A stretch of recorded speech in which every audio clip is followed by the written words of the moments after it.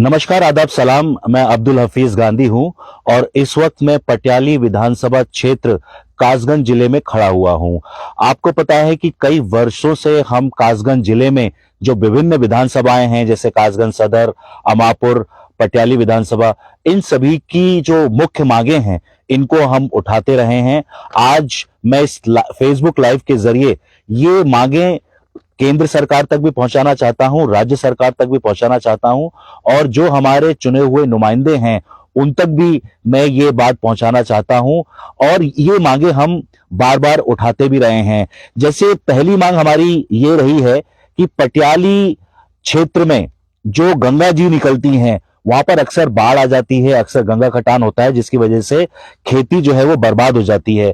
तो हमने मांग की है कि बरौना, सहबाजपुर, बरी बगवास, कादरगंज, निबिया, इसी तरह से पदम नगला, नरदोली, जगह जगह अगर पक्के बांध बन जाएं तो इस क्षेत्र को हम बाढ़ से और गंगा कटान से बचा सकते हैं। तो हमारी सरकार से मांग है कि यहां पर पक्के बांध बनाए जाएं। इसी तरह से हमारी एक मांग रही है कि कासगंज और एटा जिला जो है शिक्षा के क्षेत्र में बहुत पिछड़ा रहा है। तो हमारी एक मांग रही है कि कासगंज जिले में एक विश्वविद्यालय खोला जाए, एक मेडिकल कॉलेज खोला जाए, एक केंद्रीय विश्वविद्यालय खोला जाए। और हमारी ये भी मांग रही है कि जो साहबर रोड है गंजडवाड़ा में, वहां पर एक गर्ल्स इंटर कॉलेज खोला जाना चाहिए, क्योंकि हमारी जो बहनें हैं, जो हमारी बेटियां हैं, उनको कॉलेज जाने में काफी परेशानी होती है।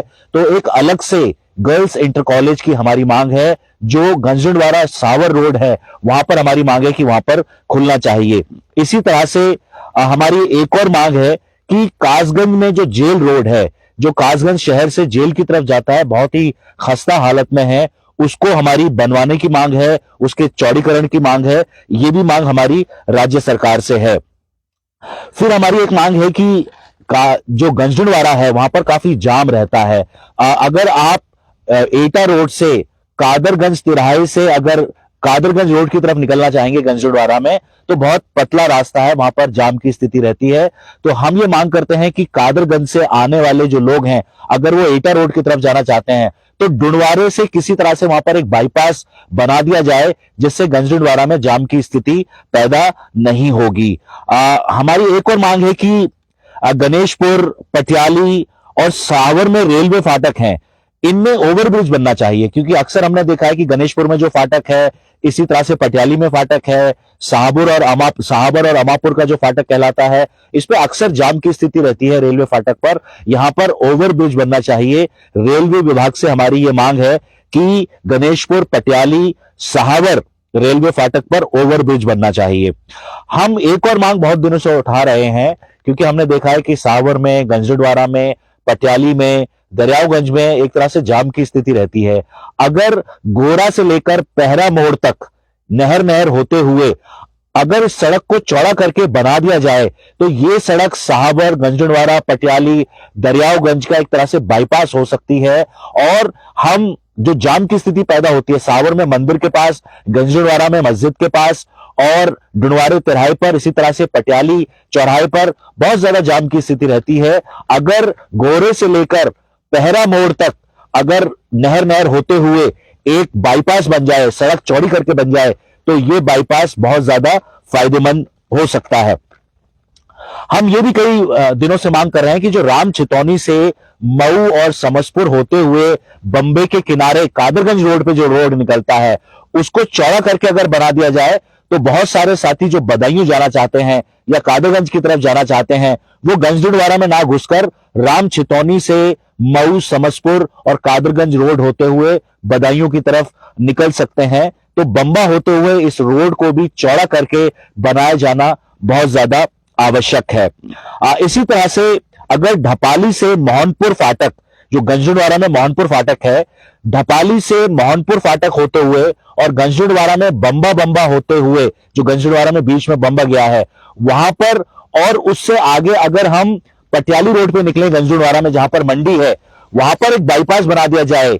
ढपाली से मोहनपुर फाटक, फिर बंबा होते हुए गंजडवाड़ा में जो पटियाली रोड है जहां मंडी है, वहां तक अगर बाईपास निकल जाए तो गंजडवाड़ा में जाम की स्थिति बहुत ज्यादा कम हो जाएगी, बहुत ज्यादा सॉल्व हो जाएगी।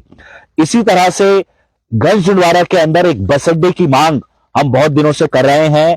मैं जो बस अड्डे से संबंधित अधिकारी हैं लखनऊ में परिवहन निगम के, उनसे भी मिला था, उनको भी मैंने ज्ञापन दिया था, लेकिन अभी तक उस पर कुछ हो नहीं पाया है। हमारी ये मांग बनी हुई है कि गंजडवाड़ा के अंदर एक बस अड्डा बनना चाहिए, क्योंकि यहां से लोग आगरा जाते हैं, बरेली जाते हैं, दिल्ली जाते हैं, फरुखाबाद, कानपुर, लखनऊ जाते हैं। और गंजडवाड़ा एक औद्योगिक नगरी है। हमारे यहाँ लोहे का काम काफी होता है, ट्रैक्टर की ट्रॉली बनती हैं, थ्रेशर बनते हैं, बहुत सारी चीजें होती हैं, तो लोगों को आने जाने में बहुत ज्यादा दिक्कत होती है। इसलिए हमारी मांग है कि गंजडवाड़ा के अंदर एक बस अड्डा होना चाहिए। इसी तरह से अगर कासगंज को रेल मार्ग से दिल्ली, हरिद्वार, पूना, अहमदाबाद, सूरत, बड़ौदा, मुंबई और भी जगह से जोड़ा जाए तो पूरे कासगंज डिस्ट्रिक्ट को औद्योगिक तौर पर बहुत ज्यादा फायदा होगा। हमारे बहुत सारे लोग बड़ौदा, अहमदाबाद, सूरत, पूना, मुंबई जाते हैं, तो अगर कासगंज को दिल्ली से कनेक्ट कर दिया जाए, कासगंज को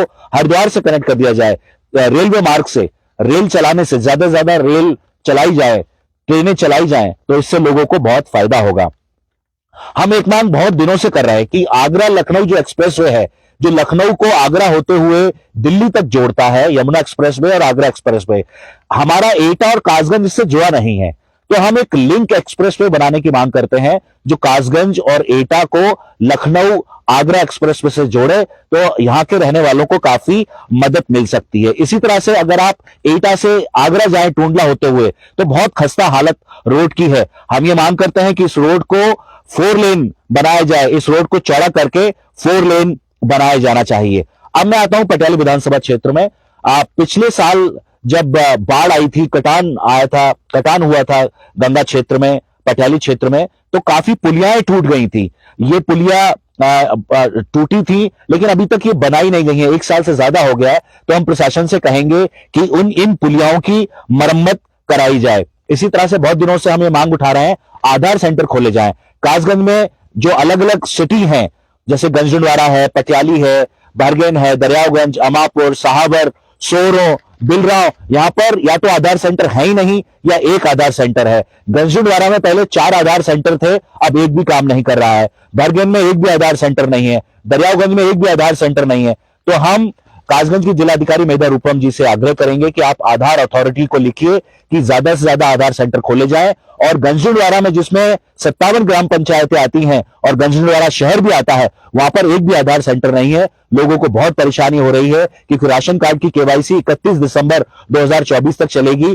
अभी तक लोगों के पास एक भी आधार सेंटर नहीं है जहां पर वो अपने आधार को अपडेट करा सकें या उसमें संशोधन करा सकें। इसी तरह से मैं काफी ये मांग उठा रहा हूं कि पूरे कासगंज जिले में कहीं पर भी डीएपी नहीं मिल रही है, कहीं पर भी यूरिया नहीं मिल रही है। आज सरसों की फसल है, टमाटर की फसल है, आलू की फसल है, गेहूं की फसल है, किसानों को यूरिया खाद नहीं मिल रही है। पहले डीएपी नहीं मिल रही थी, अब यूरिया खाद नहीं मिल रही है। मैं जिले के कृषि विभाग से कहूंगा कि आप ज्यादा से ज्यादा यूरिया की उपलब्धता कराएं किसानों को, ताकि किसानों को किसी भी तरह की परेशानी ना आए। आज किसान लाइन लगा रहा है और लेकिन उसे खाद नहीं मिल पा रही है। तो मैं प्रशासन से कहूंगा कि खाद की जो कमी कासगंज जिले में हो रही है, गंजडवाड़ा में, पटियाली में, दरियागंज में, सिरपुरा में, अमापुर में, सोरो, बिलराव, बहुत सारे शहरों में हो रही है। मैं कहूंगा कि इस खाद की कमी को, डीएपी और यूरिया की कमी को पूरा किया जाए। तो ये कुछ मांगे थी जो केंद्र सरकार से भी हमारी मांगे हैं और राज्य सरकार से और जिला प्रशासन से भी हमारी मांगे हैं। इन मांगों को हम पहले भी उठाते रहे हैं, आगे भी उठाते रहेंगे, और जब तक ये मांगे पूरी नहीं हो जाएंगी हम इन मांगों पर जनमत बनाते रहेंगे। हम इन मांगों के बारे में जागरूकता पैदा करते रहेंगे ताकि लोग इसकी चर्चा करें और जो पॉलिटिशियन हैं उनके साथ भी चर्चा करें, जो हमारे जनप्रतिनिधि हैं उनको भी बताएं, उनके साथ भी चर्चा करें और आम जनमानस इसकी चर्चा करे। जब ये चर्चा बनेगी तो ये सरकार तक भी जाएगी, प्रशासन तक भी जाएगी। मेरा सभी आप लोगों से आग्रह है कि इस चर्चा को बढ़ाएं। जो भी हमने यहां पर ये मांगे आप लोगों के सामने रखी हैं, इन मांगों को आप आगे बढ़ाएं, इनकी चर्चा करें और जो भी हमारे चुने हुए नुमाइंदे हैं उनको भी बोलें। अगर आप डीएम से मिलें, अगर आप एसडीएम से मिलें, तहसीलदार से मिलें, कृषि विभाग में मिलें, कहीं भी जाएं तो इन सभी विषयों की आप चर्चा कीजिए। जब चर्चा होगी तभी मुद्दा बनेगा और जब मुद्दा बनेगा तभी लोग इसकी तरफ ध्यान देंगे। मैं इन मुद्दों को उठाता रहूंगा, आपका मुझे साथ चाहिए। बहुत बहुत धन्यवाद, शुक्रिया।